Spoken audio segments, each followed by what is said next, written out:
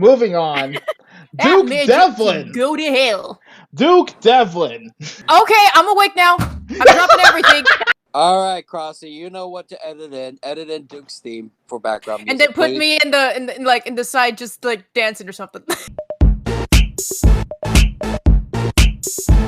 Gonna get through this little tidbit real quick so we can actually discuss him proper. He owns the Black Clown game shop. He created Dungeon Dice Monsters. Practically hero worships Pegasus. Fights with Tristan over the affections of Joey's younger sister Serenity. Accused Yugi of cheating against Pegasus. Challenged Yugi at Dungeon Dice Monsters and eventually lost despite essentially rigging the match in his favor. I mean, I'm sorry to say it like that, but it's true. It is true. He rigged the match by not telling Yugi the rules. I mean, granted, he ended up losing, but still. Give the guy some credit, though. He designed his own game pretty much by himself. Mm-hmm. Mm-hmm. This man can rig my game anytime. So, I actually was gonna say a fun fact about Faust. Not Faust. Sleepy. Duke Devlin? Duke Devlin. Funny enough, he is voiced by the same voice actor who voices Kid Muscle in Ultimate Muscle.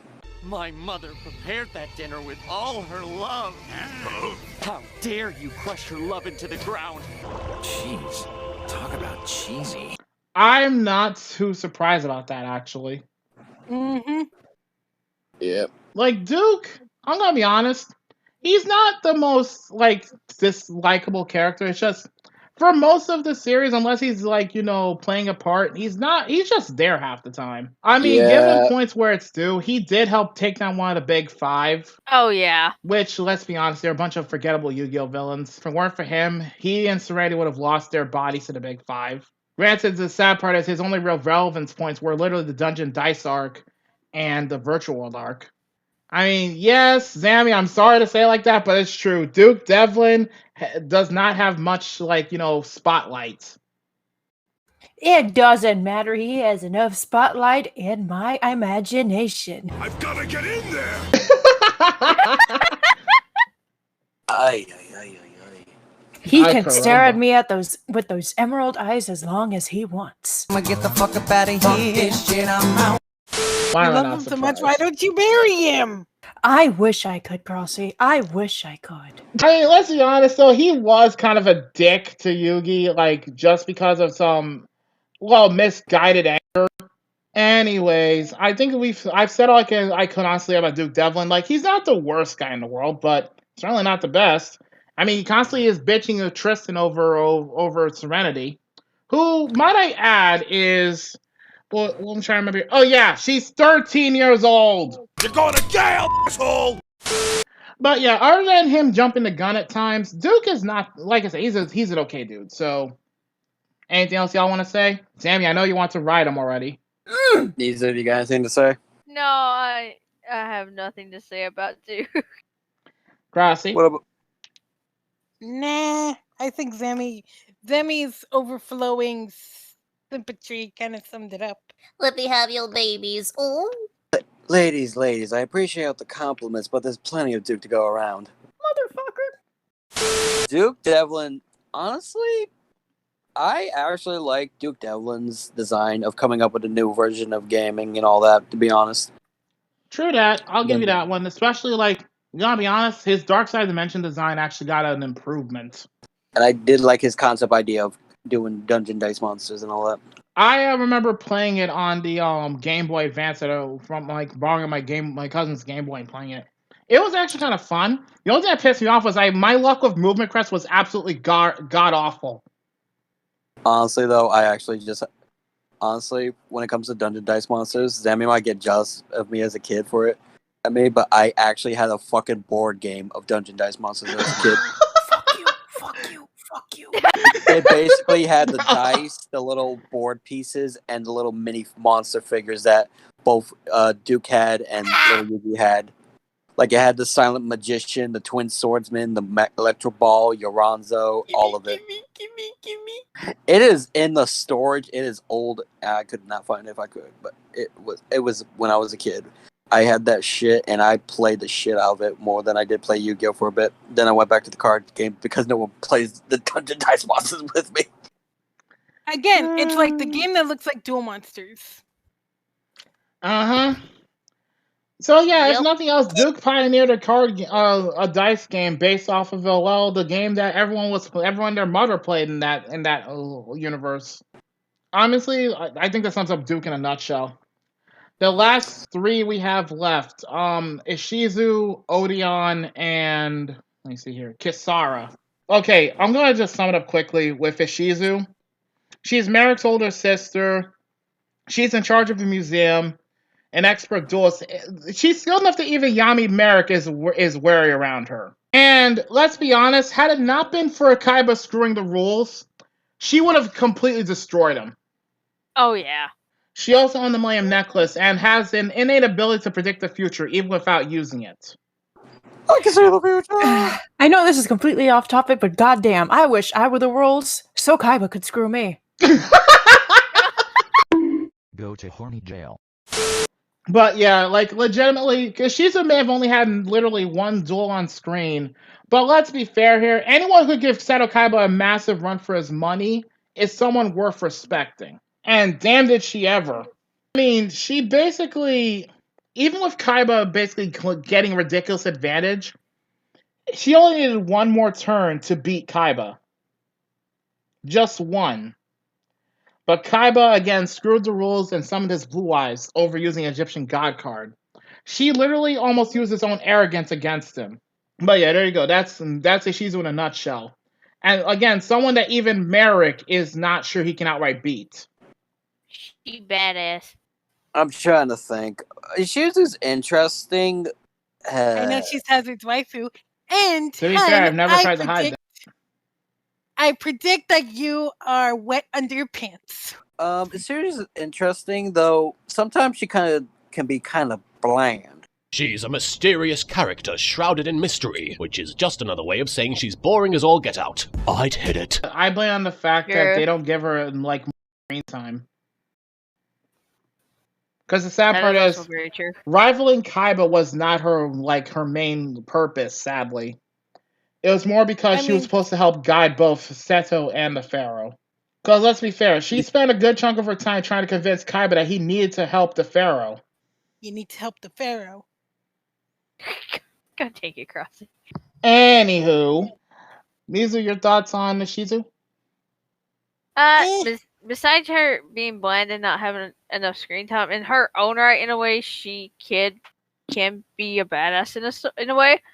Yeah, had she had more screen time, more development, I imagine she would have been a better character overall. I mean, even I'll admit that she could be a better character, but again, the lack of screen time is really telling. Yeah. Because she only appeared for maybe bits and pieces of Battle City and basically a small part of the Dawn of the Duel arc. Like, she was only there for those parts, and that's just really sad on her end. Not saying it's her fault, it's just the writers could have, given her more screen time. Better development, whatever you want to call it. Mm-hmm. Justin, you already said your opinion. Zammy, any opinion you have on Ishizu? I wish I could have that necklace. Why do you need the necklace? So I can see you and I in the future, sweetheart. Didn't see that coming, huh? I think you broke Justin. I think you broke him. No, I actually had to think about it for a minute because my brain was putting two together. I couldn't tell if you were just saying that as your normal voice or you were trying to pick me up as a Shiju for some stupid reason. No! That's how tired I am for a minute. You too can see the future. Oh my God. And you're talking to a man who voices Bardock, who sees the future 24/7. So I already see the future. He sees everything. Yeah, I see everything. And this future I'm seeing, it's glorious because it has you in it. Aww. And then they fuck. God damn it, hon. Stupid automated teller machine.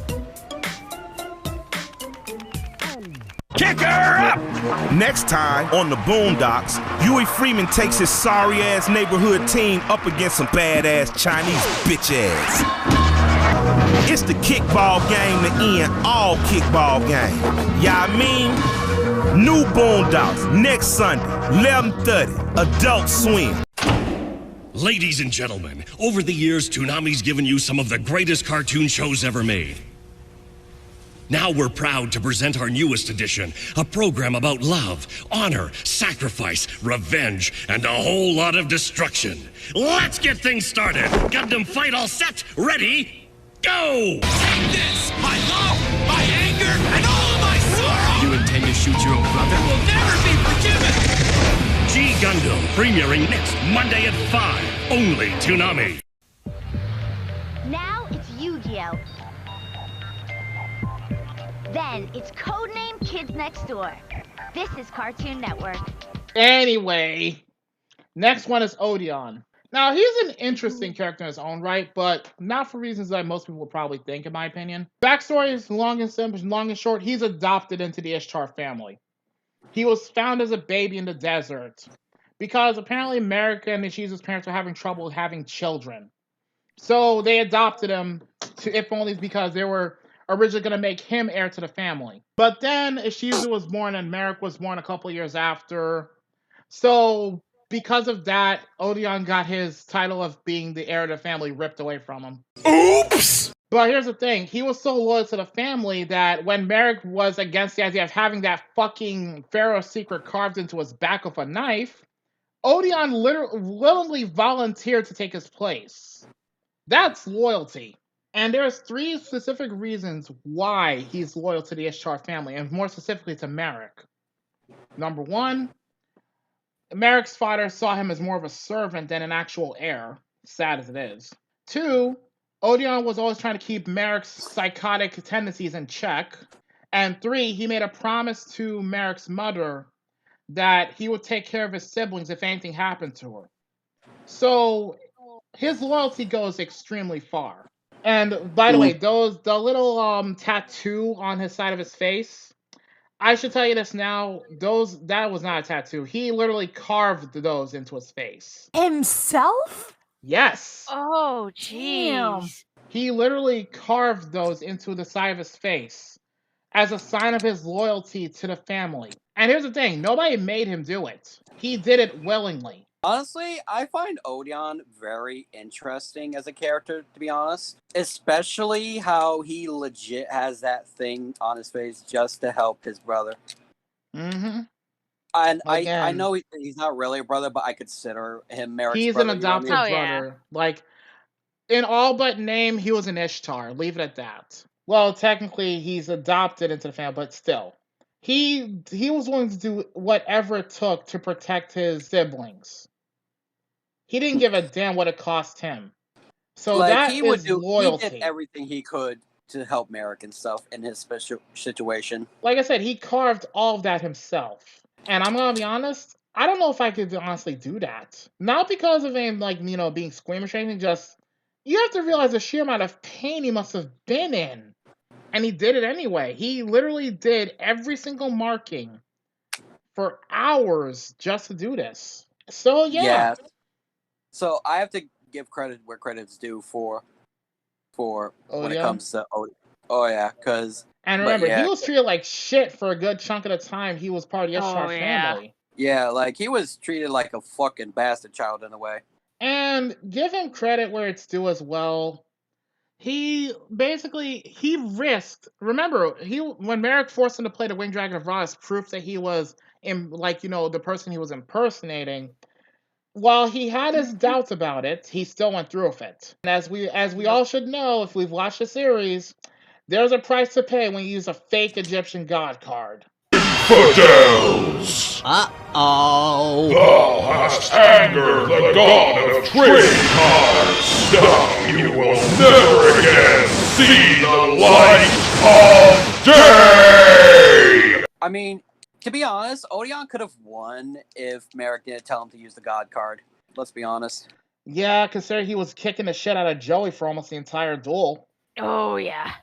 In fact, the only reason Joey won that one was literally because he recovered first from Ra's punishment. Give credit where it's due, though. Odeon's loyalty should not be underestimated at all. Your thoughts, guys? Because I've already made my thoughts perfectly clear with what I've said. All I have to say... Well, I just pretty much agree with what you and Justin pretty much said. Yeah, like, Odeon is a respectable character.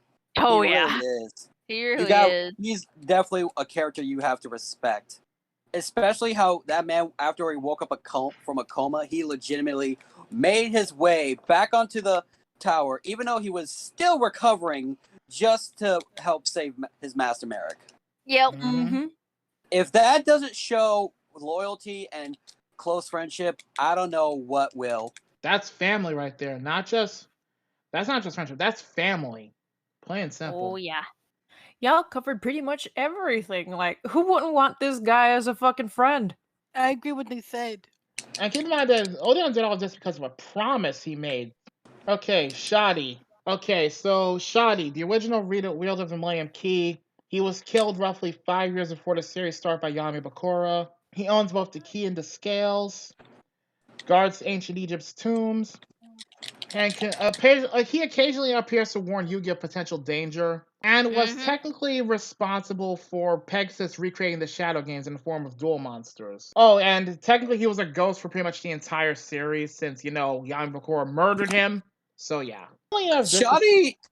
Go ahead.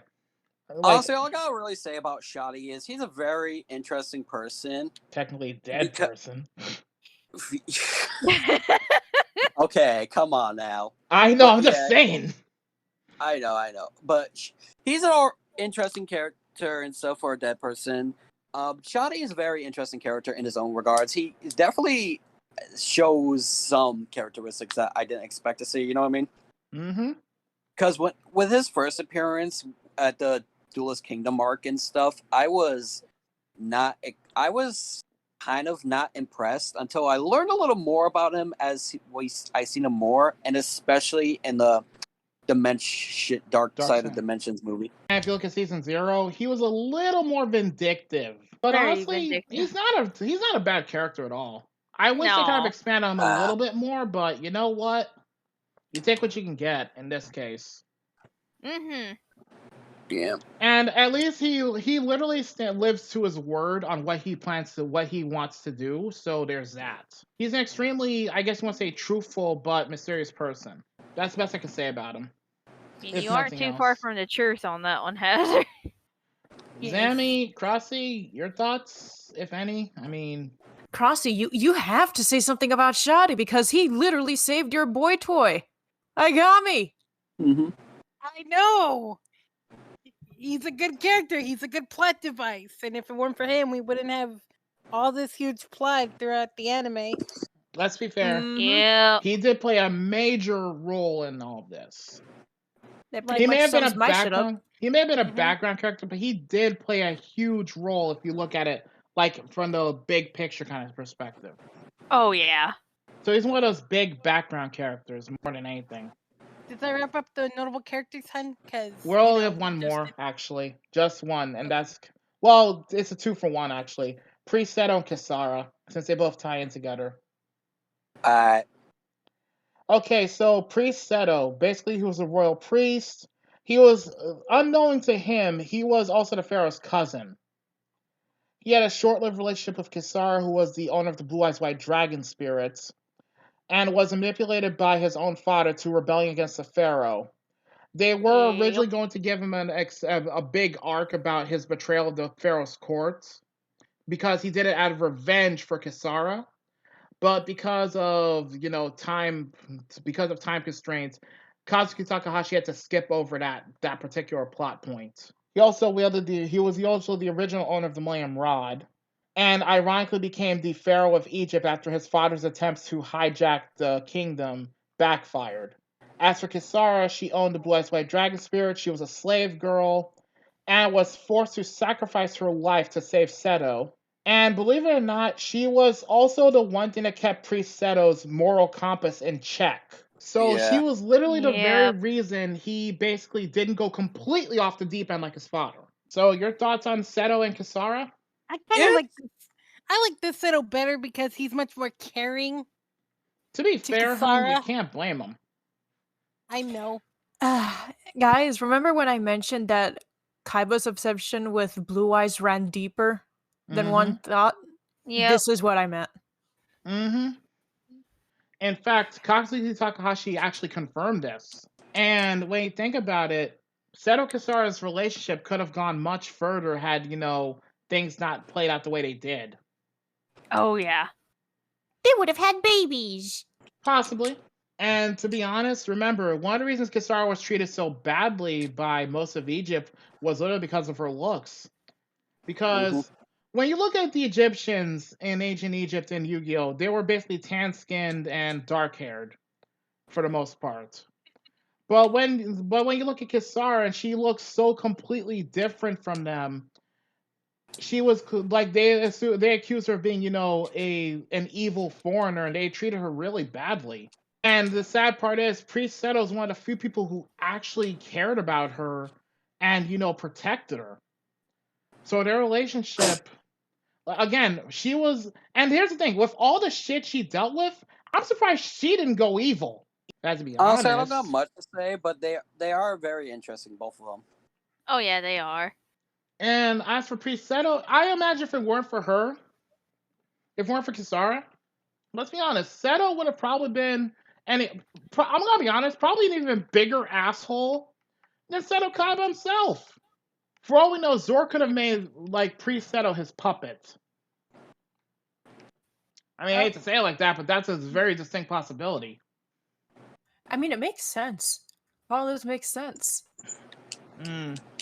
I mean, I think we can all agree that for better or worse, this was definitely one of those relationships that should have seen a better ending than what we got. If only because Priest Seto could have easily gone very, very far character-wise. Hell, I mean, yeah, he ruled Egypt in the Pharaoh in Atem's place after Atem's death, but he could have gone. There could have been much more to it. Like, sadly, we don't get to see what happens, after the fact. All we know is that he ruled Egypt and protected it for the rest of his life. But I imagine it must have taken a toll on him emotionally because without the worst case scenario is Kisara's death had a much worse effect than we could have possibly figured. But that's more character analysis than anything else. Yep.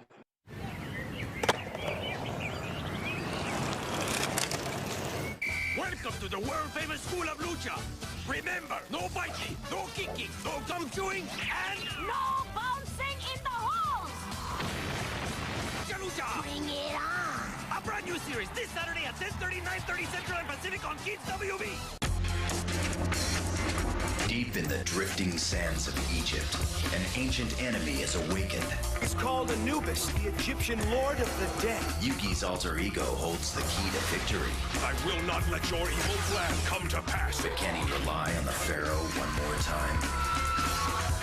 Yu-Gi-Oh! The movie. Saturday night at 7:30. Let's duel!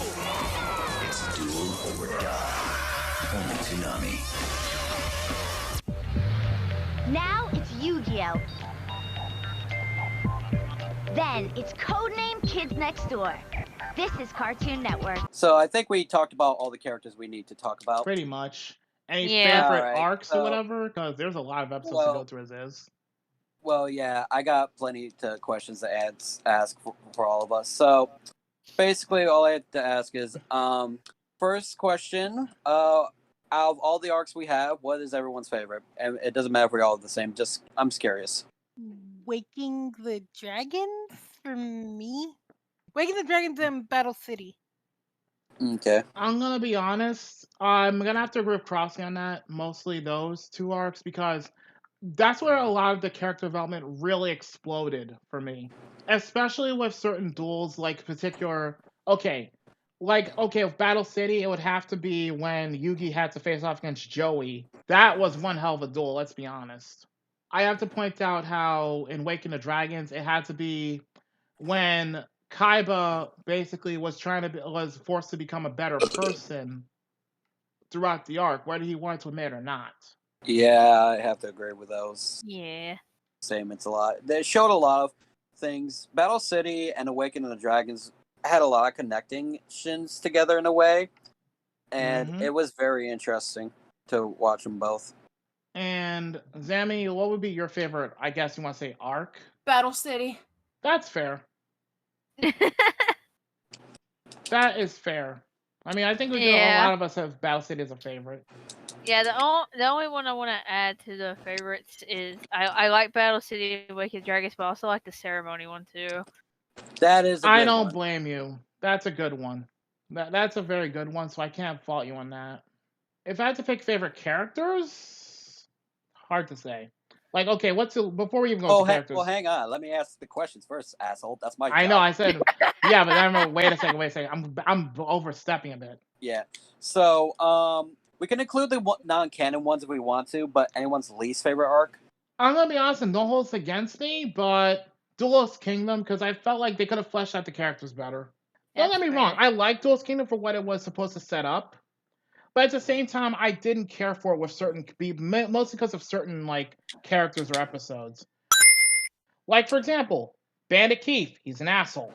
But I also didn't care for the Virtual World arc because of mainly one particular reason, and it's not even Noah Kaiba, surprisingly. It's Gozaburo. Like, Gozaburo Kaiba is just an asshole. Plain and simple. He had no redemption whatsoever. Not even an attempt at redemption. Yeah. At least they tried to redeem him. But Gozaburo, he was just an awful person. That's why I don't care for that arc. Like, granted, like, it's a filler arc, but I felt like it was kind of a waste of time because clearly we can see where it's headed. But at the same time, it's like, for the longest time, Noah gave me the worst first impression, and he barely redeemed himself at all in my book by the time it ended. That's just how I see it. But all right, guys. What about you guys? Least favorite arcs? God, the Noah arc, the Virtual World arc. Honestly, I'm gonna say this because no one's really brought this up. The first virtual reality arc where they had to face the Big Five. No, the 5-headed dragon thing. Yeah, that was essentially the Big Five. Yeah. I'm gonna be honest, I forgot they existed. I was thinking of the Big Five and Noah's arc thing. They're the same guys, actually. Oh. Yeah, but I'm talking. Yeah, but the other virtual reality thing where. Yeah, the first one. Yeah, I see what you're talking about. They were just there. Like, I'm gonna be honest, they were just there. It was kind of embarrassing to watch with them. I mean, I was gonna originally say the Korean One Grand Prix arc with Siegfried, and I'm like, Siegfried's just honestly more forgettable than anything else. He's just a sad excuse of a villain. Yes, and he has this little accent. Would you like some schnitzel or wieners on my leader? I'm going just stop it. Oh God, Crossy, no. Anywho, like honestly, I felt like it was a waste of time. I felt like it was a waste. Like Siegfried was just a waste of time more than anything else. That's why I didn't really particularly care about him. But yeah, those are my honest opinions. I just did not care for the Virtual World arc mainly because of how little redemption value it had. In my honest opinion. Zammy, you already said yours, so I think we can all agree the Virtual World arc was just not one anyone cared for. It was a nice concept, but poorly executed at worst. So next question, everyone's favorite character? Okay, there's two I have favorites of, just two in this case. Favorite characters overall has to be Seto Kaiba. Fuck yeah. And also, I'm gonna be straight up honest with this one. Joey Wheeler to an extent, but here's why. The reason I actually like those two. Joey reminds me a bit of how I was when I was a kid, so you can't really fault me on thinking this. Cause let's be honest, Joey was basically treated like the bad guy half the time just because of the situation he was stuck with. And he had a strong sense of responsibility, even though he didn't act like it. You can't blame him for that. As for Seto Kaiba, you can't deny that he survived and he basically thrived throughout all the shit he dealt with. Mm-hmm. It's like the words "I lived, bitch" had a new meaning. Pretty much. Yeah, he screwed the rules when he felt like it, but you know what? It's called take control of your fucking life. There, I said it. My favorites have to be Atem and Joey. Atem mostly because season 4, because like he had this like whole character arc of like self-discovery, because after that duel with Raphael, he had this whole emo act Because he lost True. Yugi. Actually, I had to list one more character, and this was a hard choice to make. It was between Ishizu and Odeon. You can't blame me for this one because they both have a lot of potential. Odeon even more so because remember what I said about his loyalty. You cannot deny that. That's one of the reasons why he's one of my favorites right there. So yeah, Odeon's definitely another one I put on my list. You guys have your favorites. Go ahead and take your pick. I, honestly, one of them actually, I do enjoy Yami Bakura, because as much of an evil asshole he is, he's actually a good villain. If we're gonna be honest, along with another favorite, which is Yami Merrick, because they're both good villains in their own ways. If we're gonna be completely honest, you know what I mean? You have no argument for me on that one.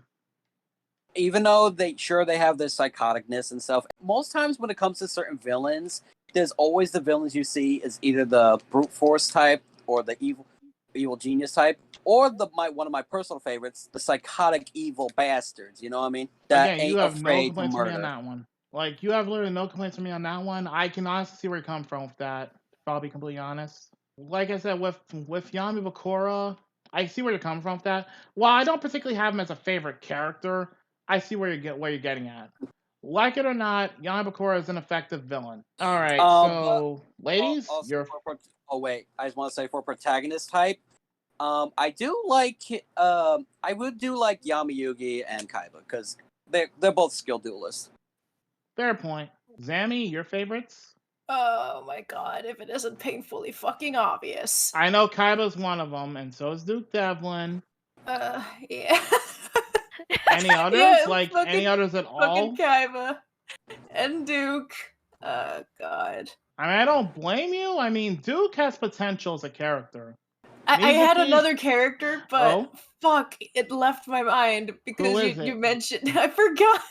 Odeon? I forgot. Yami Merrick? No. I figured you would have. He's favorite villain though, along with Pegasus. I mean, fucking yeah. Pegasus. I can see why. Pegasus is one of those villains you would never expect to be a villain. I'll give you that one. So yeah, Pegasus, and then Merrick for villains. Kaiba and Duke Devlin for favorites. For, like heroes or whatever. Okay. But I'll get back to you on that third one if I remember him. Okay, can you describe him? I legit straight out of Compton forgot. Well, do you remember what he looks like or what deck he used? I forgot. You disappoint me. All right. I know, I disappoint everyone. Well, you don't disappoint everyone. Trust me. Anyways, Mizuki. I already know Bakura's one of them, woman. have too many favorites. Well, if you can pick a few. You can pick a few and list your reasoning. We'll try and get behind it. As Hazard mentioned, I do like Yami Bakura. He's one hell of a villain. I hate picking favorites. I know, but it's part of the questionnaire. I know. For Protag, Yugi, Tim, and Kaiba. Fuck, I can't think. I don't think I have any other. Do I have any other villains from the original Yu-Gi-Oh! And Suspense? I don't think I do. Just Yami Bakura. That's fair. He's a really well-written villain. He has his really motivation to be. You can't deny his motivation as a villain. I mean. Okay, that's it for mine then. All right, and Justin, you already listed yours. Hun, you already listed yours. Zemi said hers. Yeah. Okay. Any least favorite? Odeon. Sorry, I'm stupid. That's Odeon. fine. That's fine. Oh, Odeon. That's fair. I don't blame you. I already listed him as a favorite of mine. Can't deny that that man has been through a lot. Yeah. And he'd probably do it all over again if you asked him. It just came back to me out of nowhere. Oh shit, okay. Odeon. Okay. All right. So least favorite, like we already listed least favorite arcs. So. But least favorite characters. Yeah, least favorite characters. Yummy Merc. Excuse me. Okay, I feel like me and Hazard might agree with this one on least favorite characters. Gozaboro. Yeah, Gozaboro fuck can him. go Okay, eat butt Yummy checks. Merrick. Okay, along with Yummy Merrick goes Zaboro as well. I Gozaboro's know a Sammy's fucking probably wanting to asshole. strangle me right now for I saying also- Yummy Merrick. Also, I honestly don't like Zork, especially design-wise.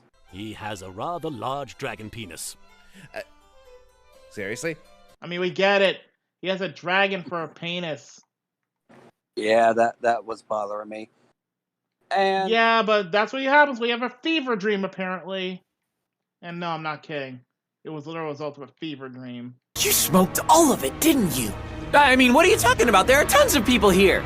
You smoked all of it! There's no one here! that's all I can think about least favorites for now. Han, your least favorites? Kaiba. Reason being. Can you repeat that? I think Sammy is wanting to kill both me and Crossy right now. I'm not gonna repeat it. It's Han, just Kaiba, your that's it. reasoning, please, before Zambi 6 or Cyber Dragons on you. He fucking hates magicians. I hate him. Oh my lord. That is so petty. You are so petty. Petty as I may be, he sucks. Man. Wow. You suck. Literally. Literally. Swallow. Oh no, baby. I don't swallow. I Moving fucking on. guzzle and choke. Okay. Moving on. Swallow. Any other characters you don't like at all? Rex and Weevil. Weevil? Yeah, I also forgot he Rex and existed. Weevil. I can't stand him for one particular reason. Rex and What do you Weevil. think triggered the Berserker Yugi? Yeah. Yeah. He's an asshole for what he did. Plain and simple. Mm-hmm. You can't change my mind on that either. Like, he is that asshole. Sammy, got any least favorite characters?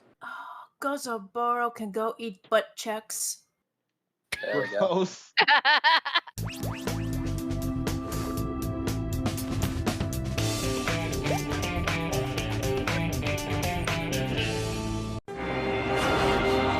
You have dared to knock on the door. Now, the door is open. It all begins very soon.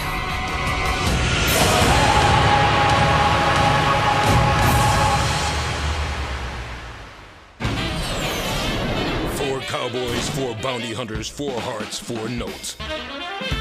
Following a dusty trail of money, sin, and desperation. Living day to day, dreaming hour by hour. One ship, one crew, one destiny. Cowboy Bebop.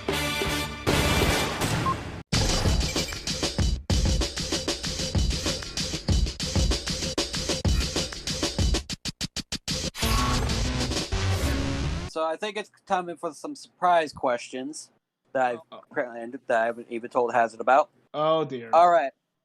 So we can only probably pick one or a few of these because this is going to be a really tough question. What is everyone's favorite duel?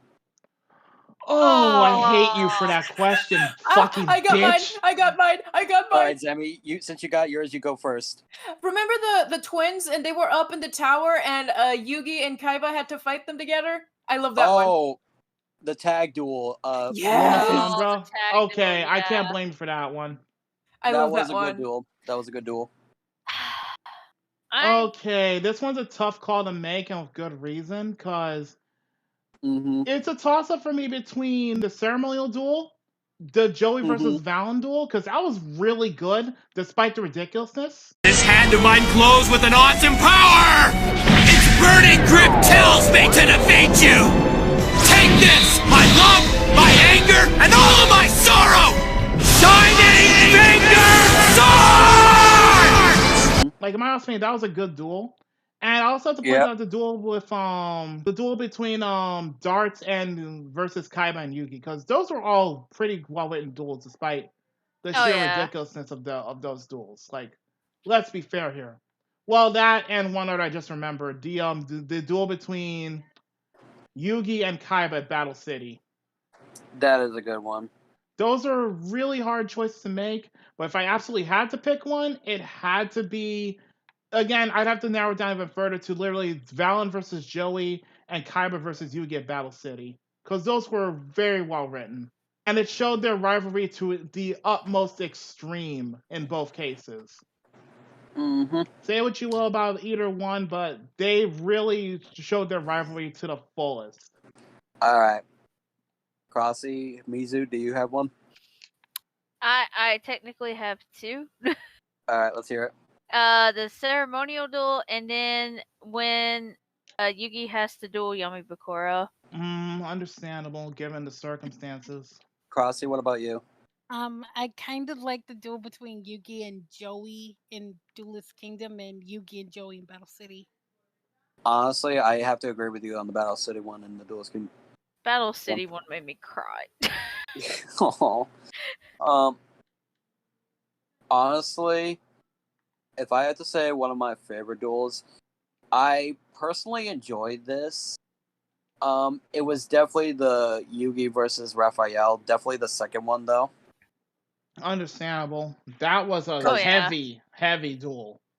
Yeah, it really got intense, especially near the end when Raphael's dark side showed, which you didn't think you would expect. I didn't expect him to go completely fucking ape shit.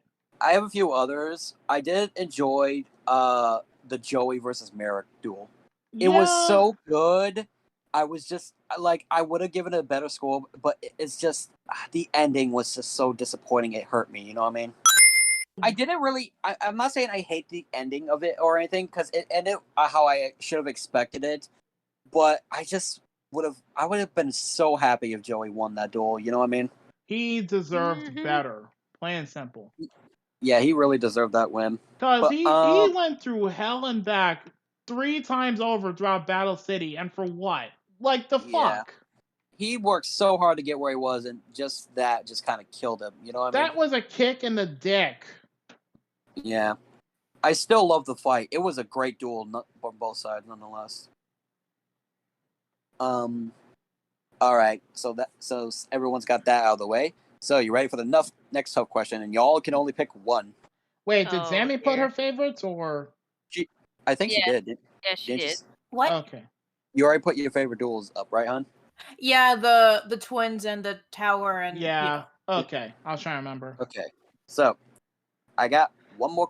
I got another toughie, and you can only pick one for this one. Okay? Oh, I hate you already. I can already tell I'm gonna hate you for this one. What is everyone's favorite Yu-Gi-Oh monster that appeared in the series? Oh, you Dark fucking Magician. bitch! I'm picking Dark Magician. Dark Magician girl. Zammy. Fuck you. Yeah, pick one, baby.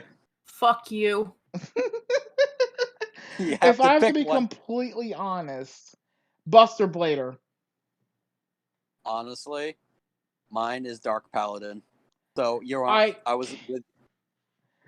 Like I don't know why, but I like Buster Blader's split. I like Buster Blader's design actually better than Dark Paladin's, but only by a little bit. Yeah, to be honest, I was tossed between Dark Paladin and Buster Blader, but given how you said Dark Paladin, I just went with Buster Blader. I kind of went with Dark Paladin, but I got like fucking 5 of that. Well, if you had to choose between two, let me ask if you had to choose between two. Obelisk the Tormentor and Blue Eyes White Dragon. I fucking knew it. Yeah, Buster Blader will eat that fucking thing. All right. So I think that covers up the surprise questions I had and stuff. I think we could probably start wrapping things up. Unless. All right. So any least favorite duels before we end? Because I have only one I don't care for. Honestly, I don't think I have any.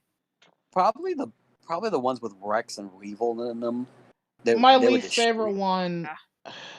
Toss up between, in all honesty, the first duel between Yugi and Pegasus.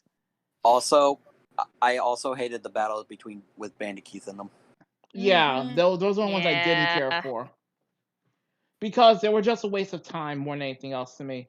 But the reason I don't care for Yugi versus Pegasus was the first one was literally because Yugi got robbed on a technicality. I know he wasn't supposed to win and all that shit, and he's not my favorite character, but I have to point this out. He literally lost because of a technicality. I mean, you aren't wrong. It was a timed duel. Anyone else want to say something before I start wrapping things up? Gozaburo can go eat butt checks. Yeah. Yep. You ain't got no comments from me on that one. All right. So I think it's time to do the next part. So we're basically gonna go around, and everyone's gonna rate this show from a scale of 1 to 10. So let's go ahead and start with our guest. So Mizu, if you had to rate this show series and all that from a scale of 1 to 10, what would you rate it? Maybe like a 7? A 7. All right. Yeah. Any specific reasons or nah? Nah. I All would have right. said a 10, but considering some things that contribute to that a little bit, just 7. That is completely fair. Hazard. I'm gonna be honest, and this was a tough call to make, but I'm rating this an 8 out of 10 only because because of the sheer potential it had. If you add in the context from both the subversion and season 0, there's clearly a lot of room for expansion had, Takahashi had more time to expand on it story-wise. Oh, yeah. Like, the only thing that really holds it back was the lack of expansion in a few areas. That's my honest opinion. Like, especially with the arc between Priest Seto and Kisara, because of the whole longer planning for that arc and the in-depth characterization for Priest Seto. That's why I say there could have easily been more to work off of. But I'm giving it a tentative 7.5 to 8 out of 10 because of this. Other than that, I don't have too many complaints about the series. I mean, a little fun fact before I forget: with what you see with the rules of duel monsters in the anime, from Duelist King all the way up to Duelist Kingdom, this was because around that time the card game rules had not been actually established. They didn't establish the rules until Battle City. So up till roughly a third way into Battle City, that's when the rules were actually, properly established. Crossy, what about you? I give it a 7 out of 10. Or an 8 out of 10.